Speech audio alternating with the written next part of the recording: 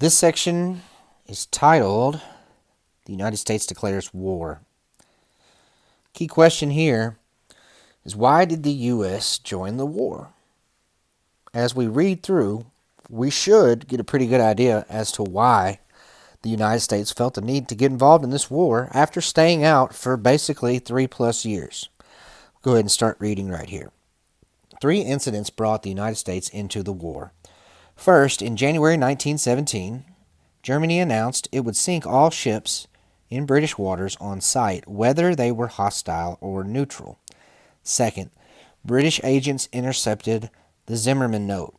It was a telegraph that proposed an alliance between Germany and Mexico against the United States.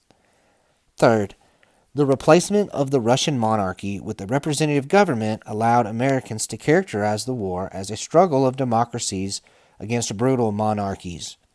On April 6, 1917, at President Wilson's request, Congress declared war on Germany. Now, the question that we need to answer: what 3 incidents led the United States to declare war? Well, number 1, and they pretty much kind of guide us along with this one. It says first, which would lead us to find maybe the first incident here. January 1917, Germany announced it would sink all ships in British waters on sight, whether they were hostile or neutral. What we like to call this is unrestricted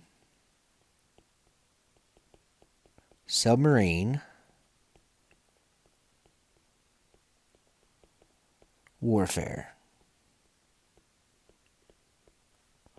by Germany. All right, what we mean by unrestricted submarine warfare. Unrestricted because they said they would sink all ships in British waters, whether they were hostile or neutral.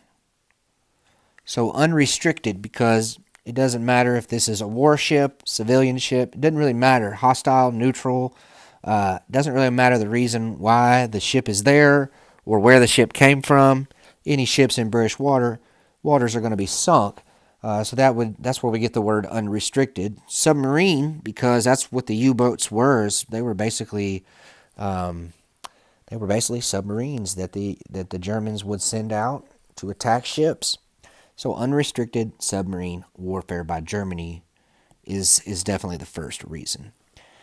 All right, then it goes on to sort of cue us with the word second that the next reason is about to come up. It says British agents intercepted the Zimmermann Note. Now, what exactly was the Zimmermann Note? Well, it was a telegram that was sent from the Germans down to the Mexicans, and it was a proposal. Germany wanted to see if Mexico would join the war on their side, and Germany would support Mexico if they would attack the United States. They even promised Mexico that they would get back some of the territory that they had lost to the United States back in the 1800s, like Texas and New Mexico and maybe Arizona. The Mexicans were thinking about maybe doing this to get some of that territory back. But that's what the Zimmermann Note was it was a proposed alliance between Germany and Mexico against the United States. So number 2, Zimmermann Note.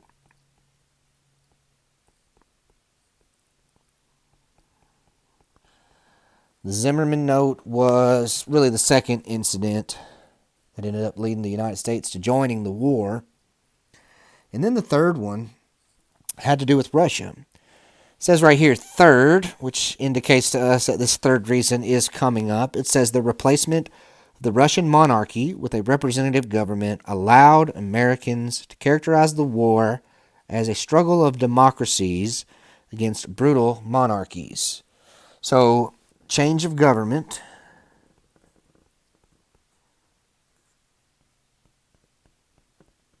Change of government in Russia. All right, and that's going to lead Americans to believe that they are defending democracy. So defense of democracy.